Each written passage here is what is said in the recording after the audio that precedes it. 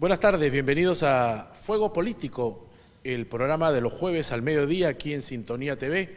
El conductor habitual de este espacio, el doctor Pablo Rioja, se encuentra en una diligencia y nosotros prestos vamos a reemplazarlos para tratar el tema de la semana que conmueve al mundo.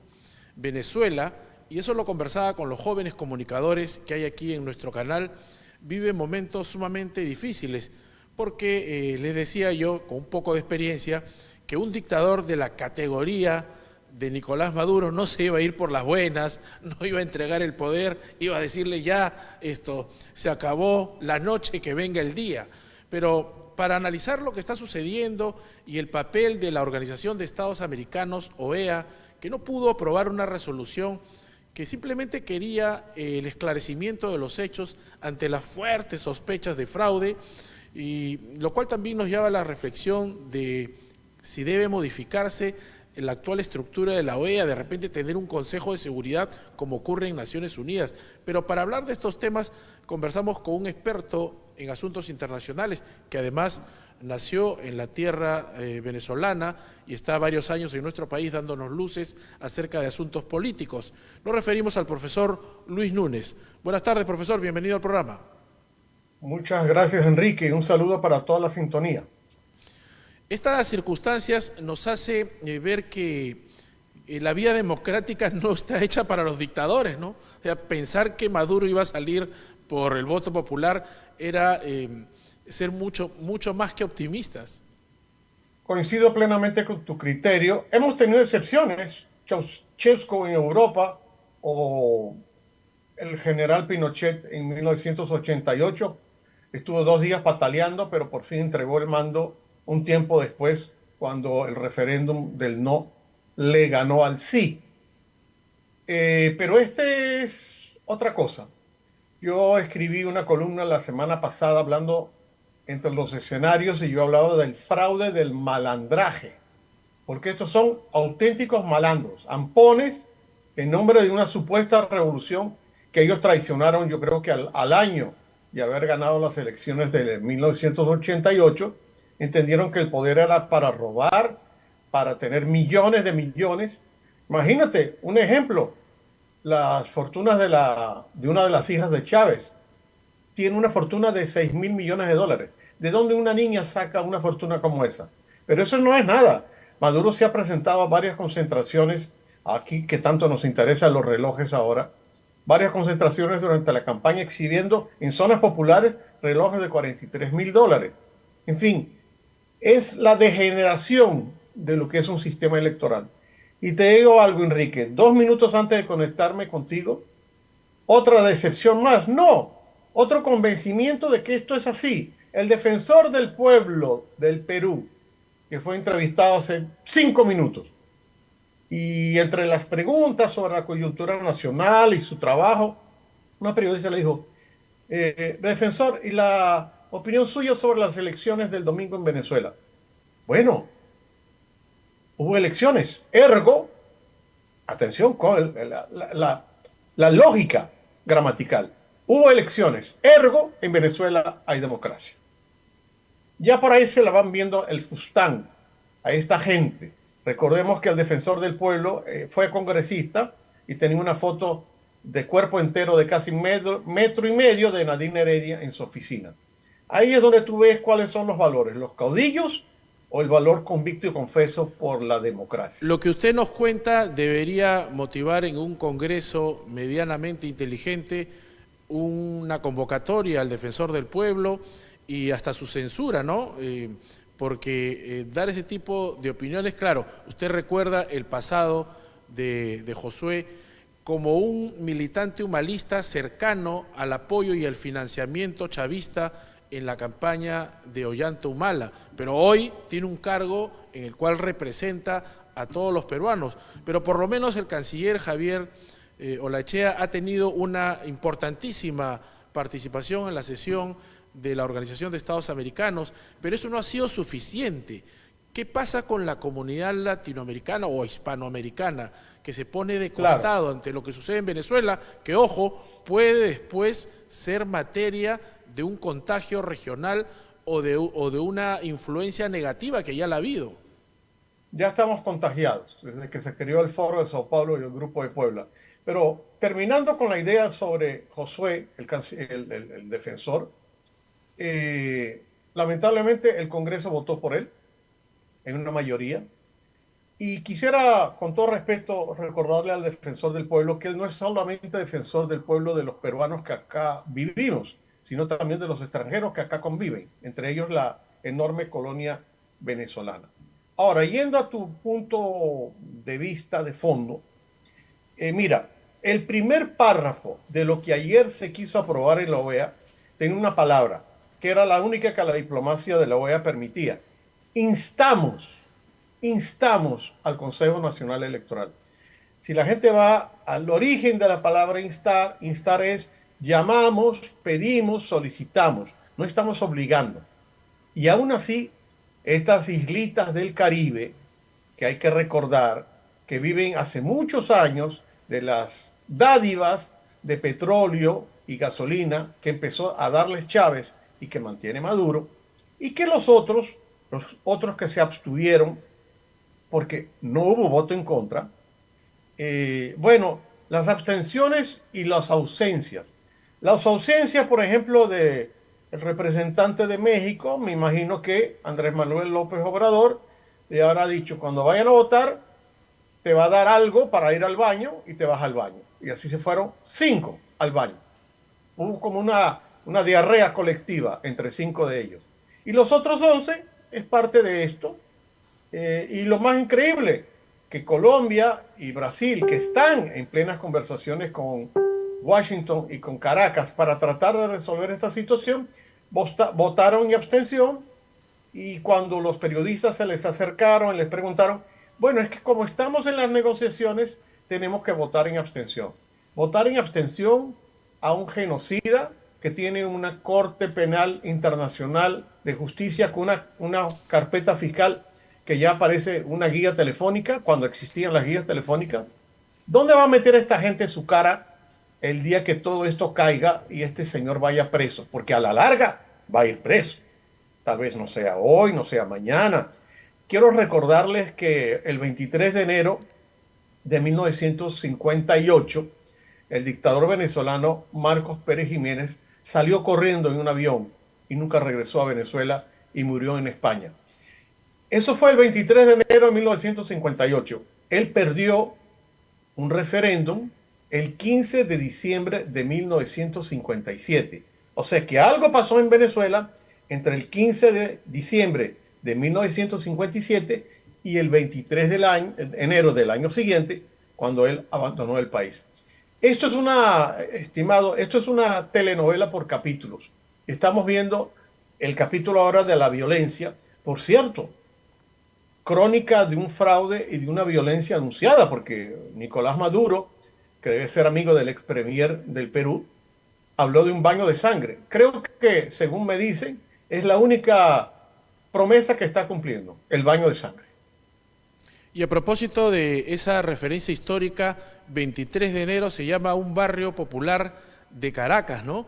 Y quería su apreciación sobre ese fenómeno que nos da cuenta la prensa internacional de un cambio de opinión de sectores marginales que antes apoyaban al chavismo y ahora están saliendo a protestar contra este fraude gigantesco, porque no estamos hablando de una pelea voto a voto, sino de una diferencia de millones de sufragios a favor de Edmundo González, ¿no? ¿Cómo analiza el fenómeno social? Muy atinados tus comentarios, porque efectivamente la tortilla, como se dice en criollo, se volteó. Estos barrios populares, el 23 de enero, que equivale aquí no tanto a San Juan del Lurigancho, porque San Juan del Lurigancho allá en Venezuela lo compararíamos con el barrio de Petare, pero el 23 de enero es más bien parecido a San Juan de Miraflores en cuanto a dimensión. Pues esos barrios se voltearon todos hacia la candidatura de María Corina y de Edmundo González. Y algo muy interesante, ayer, gracias al aplicativo que María Corina colocó para que uno pudiera ver su centro de votación, número de votantes, etcétera, estuve mirando donde votó Maduro, donde votó Padrino López, donde votó Jorge Rodríguez, presidente de la Asamblea, la villa militar donde votó el ministro de la Defensa. En todos esos lugares, como en todas partes del mundo y en todos los 20 estados de Venezuela, ganó Edmundo González. Por primera vez, por primera vez. Chávez, lo máximo que logró fue un 58% de aprobación y de votos cuando estaba en su mejor momento. Esta vez la derrota es total. Y eso es lo que los tiene locos. Ellos no podían creer, después que hicieron la campaña más millonaria, yo creo que más millonaria que Estados Unidos, hayan perdido rotundamente la elección. Claro, es que después de 25 años han destruido un país. Yo recuerdo que entrevisté en Caracas al candidato Hugo Chávez Frías y cuando llegó al hotel donde nosotros nos alojábamos, a los 5 minutos el camarógrafo y quien habla nos dimos cuenta que algún trastorno mental tenía porque era repetitivo y tenía mucho énfasis y cargado de odio, pero en esos momentos el pueblo venezolano le creyó, él representaba una esperanza, un cambio, pero ahora pues si él resucitara se volvería a morir al ver el repudio popular que hay sobre todo este desastre que han generado. Claro, estamos hablando de que tú viste lo que era la Venezuela con el tercer país productor de petróleo del mundo y con un Producto Interno Bruto altísimo. Hoy en día hay 80% de pobreza en Venezuela y el Producto Interno Bruto venezolano es menor que el de Haití. Y está destruida su economía, su sociedad dividida, y todo eso que Chávez hizo en nombre, por cierto, de Juan Velasco Alvarado, la reforma agraria, expropiar todas las propiedades privadas, meterse con los medios de comunicación. Todo eso lo repitió, porque recordemos que Chávez estudió acá en la escuela de Chorrillos, en la escuela militar, me refiero. Sí, fue cadete de la escuela militar. Este es el resultado. Fortunas inmensas. Es más, el día que esto se destape completamente, podremos tener idea de cuánto dinero se han robado. Pero han empleado, y este es un dato histórico, han empleado el equivalente, te estoy hablando hasta el año 2015, han empleado el equivalente a 40 planes Marshall, que fueron los planes económicos que reconstruyeron Europa. Y toda esa plata se ha perdido. Tú vas a una posta médica en Venezuela, lamentablemente, a veces también pasa en el Perú, y no hay nada. La gente se muere por un paracetamol, por una aspirina, por cualquier cosa de esas. En un país que ha tenido enormes fortunas y las ha dilapidado. Y tiene mucho que ver con tu otra afirmación. Venezuela como espejo de lo que puede pasar en otros países de América Latina, donde exactamente está pasando. Profesor Núñez, además de los miles de millones de dólares perdidos, está también el capital humano que la nación ha dejado irse, ¿no? Porque aquí vemos estupendos médicos venezolanos, ingenieros, profesores, y a lo largo del mundo, en Colombia hay casi el doble de venezolanos inmigrantes que aquí en el Perú, en Ecuador, en Estados Unidos. Si uno va a la zona del Doral, hace varios años que ya está prácticamente, en el buen sentido de la palabra, dominada por venezolanos de mucha calidad económica y profesional, ¿no? Entonces va a costar muchísimo a Venezuela repatriar ese talento. Claro, eso que dices te lo agradezco mucho porque en los últimos años estas camadas de personas enviadas, a mí no me queda ninguna duda, por el propio régimen para ensuciar la imagen de los peruanos en el exterior, de los venezolanos en el exterior, ha hecho mella. Y ahora aquí la gente, a veces cuando ve un venezolano, agarra la cartera, agarra el celular. No, los buenos somos más. Y eso hay que repartirlo y decirlo por todas partes. Los buenos somos más. Y otro mensaje que yo he dado estos días. Esto ya no es la Venezuela del 2013, ni la del 2018, donde cuando el Jurado Nacional de Elecciones de Venezuela dijo, ganó Maduro, la gente bajó la cara y se fue para su casa para esperar 6 años para una nueva elección. Eso no va a pasar aquí.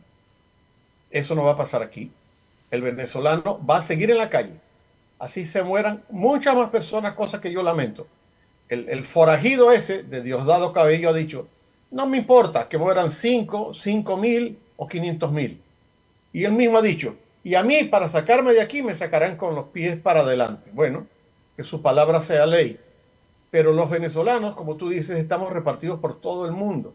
Hace días hablaba con una periodista, colega tuya, en un canal de televisión, y me dijo, mi mamá se enfermó de cáncer y 2 enfermeras peruanas se dedicaron a ella día y noche hasta que falleció.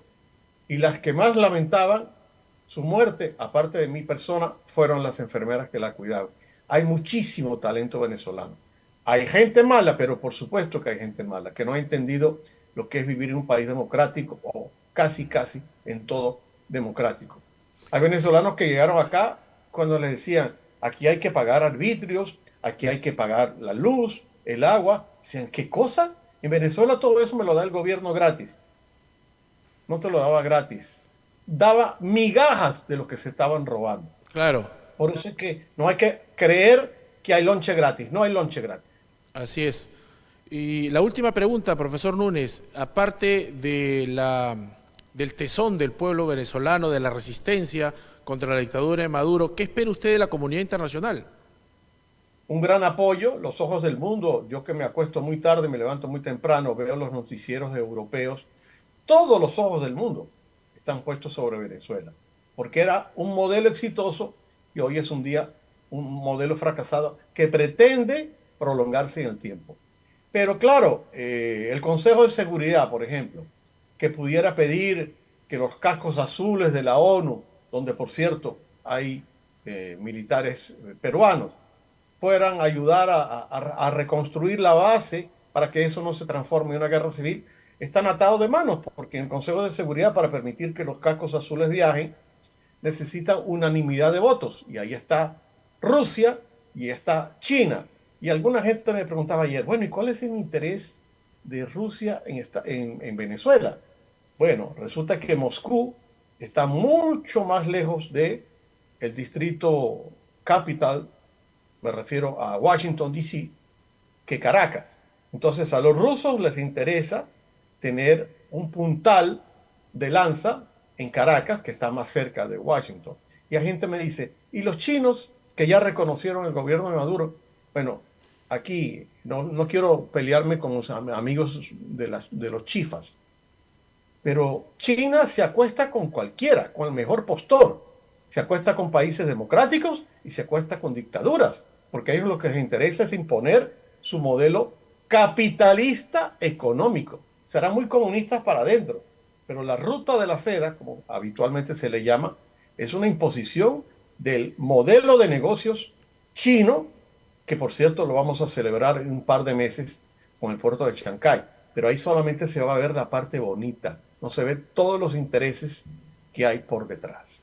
A seguir rezando por el pueblo venezolano y esperar que la mano de Dios pueda acabar con todo este desastre, con el baño de sangre que está ocasionando el interés de un grupito por mantenerse en el poder.